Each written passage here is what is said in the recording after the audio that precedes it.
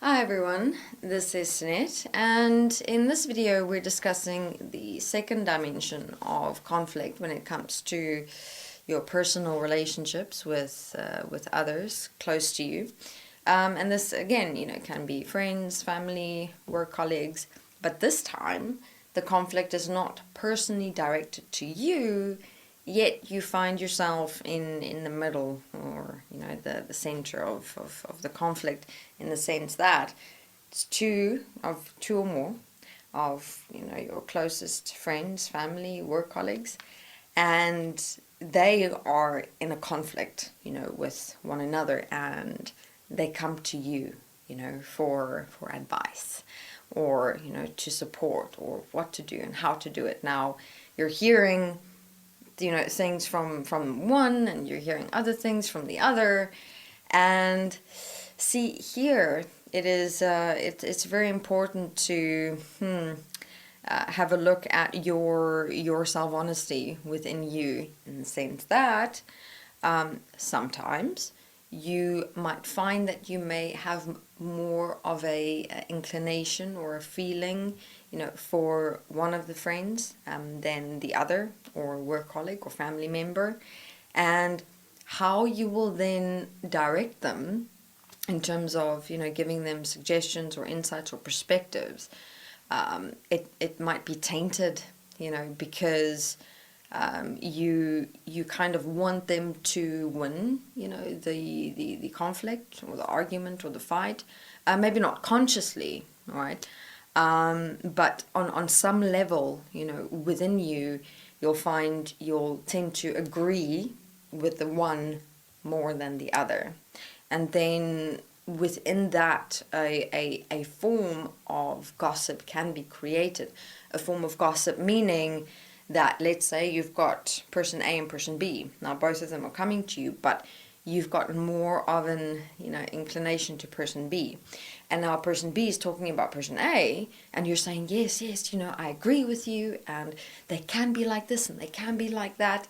You see, right there, when you start doing that in relation to agreeing with a person's view or perspective or experience when they're talking about someone else, especially while they're in emotions and reactions, right there you've got a form of gossip happening, because now you're actually agreeing with this person's conflict and emotional experiences and all their reactions, and you're actually fueling the conflict between person A and person B, because now person A is coming to you, and now they might be seeing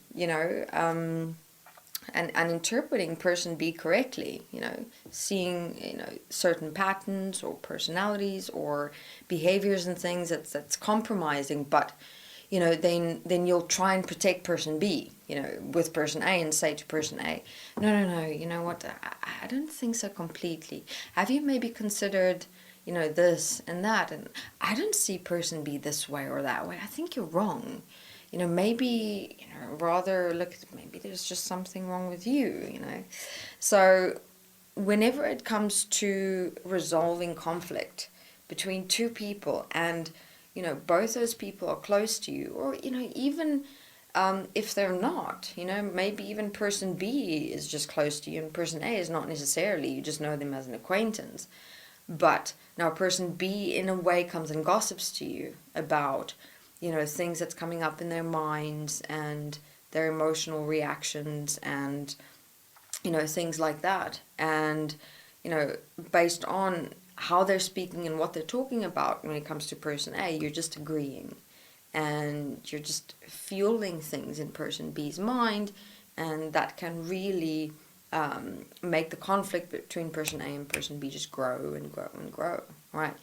So in terms of taking an actual like self-responsible position when it comes to conflict between others, is you have to, and this is also in itself going to be quite challenging, is you have to assert yourself in such a way where you're not emotionally invested in either one of the two people. Emotionally invested meaning where you want to agree with them so that they, for you on a subconscious level, can win this conflict. because it shouldn't be about winning or losing. It shouldn't be about agreeing or not agreeing. It should be about the relationship and the moment and whatever point that transpired, coming to a solution that's best for both, right? So what we suggest doing is that, whenever, let's take it from two or more people closest to you, family, friends, being in a fight, and both of them are coming to you, right? Do hear both their sides, both their stories. Take care to really listen with a careful ear. If they're talking to you in emotions, first tell them to calm down their emotions, because you can never see things clearly if you're in an emotional reaction. That's usually where conflict gets created from. When you look at yourself or another person or a situation through the eyes of emotion, it really clouds your judgment. It veils your critical reasoning and prevents you from actually seeing a solution that's best for yourself and the other, right? So hear both stories and then be the mediator, in the sense of bringing the two of them together, sitting them down and saying to them, look, both of you are in a reaction, and this is just contributing to even more conflict within yourselves and with one another. So for this moment, let's have a sit down and have a look at, okay, let's put the problem in the middle, all right? You can even write the problem on a piece of paper, have all three or more of you sit together, around that piece of paper and say, let's focus on what the problem is. Let's not make this whole thing so personal and emotional. Let us find a solution that's best for everyone, all right?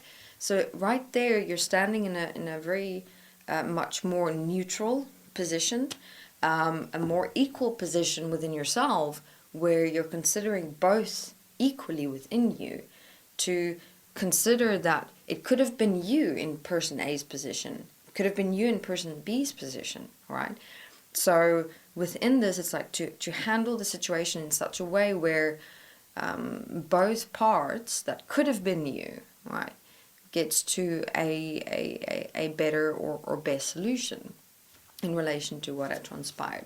So here's just to consider these dimensions of, how it is that you could be contributing to conflict in even those closest to you when they're in a fight. Parents, siblings, friends, sometimes work colleagues, even acquaintances of yours. There could be people close to you in your life, and you don't want to become that type of person in a way where they won't depend on you anymore to support them when they're in conflicting situations, because you're now someone who will only side with a certain person or agree with a certain person just purely based on your relationship with them. So in mediating conflict, if you will, you can't let personal relationships cloud even your judgment, your directive principle, your finding a solution that's best for everyone equally involved. That makes you a lot more dependable, a lot more responsible, someone who stands out a lot more, and interestingly enough, more people will then really come to you for support, because they know that they can trust that how you look at things and how you view things is a lot more clear and stable within you, because you don't allow the emotions and feelings to cloud your judgment. You look at things very practically, realistically, commonsensically, and your reasoning is very clear. All right, we'll go to here for this video. Thank you very much for listening.